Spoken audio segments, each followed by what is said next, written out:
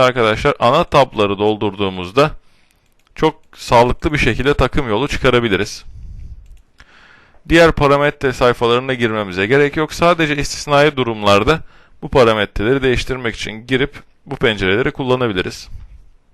Şu an takım yolum hesaplanıyor.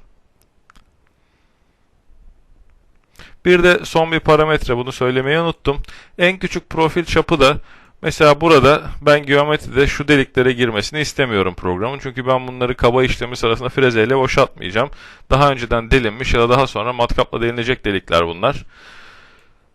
Burada 22 mm değeri girmiş olmak demek 22 mm'den küçük deliklere program giriş yapmayacak. Zaten bizim parçamızda delikler 20 mm ve oraya girmeyecektir. Takım yoluma HostCat simülasyonda bakabilirim. Bu şekildeki sık kalkışların sebebi, ben ne dedim arkadaşlar? Tek yönlü kesim. Eğer çift yönlü kesime izin verseydim bu kadar kalkış olmayacaktı. Bunun dışında ben programa ne dedim? Dıştan giriş istedim. Gördüğümüz gibi her pasoda program dıştan giriş sağlıyor. Takım yollarının yumuşak olmasını istedim. Gördüğünüz gibi hem birbirine geçişlerde hem de dönüşlerde takım yolları gayet yumuşak durumda. Katı simülasyonda takım yolumuza bakarsak burada görüyoruz ki ne yapıyorum? Dışarıdan giriyorum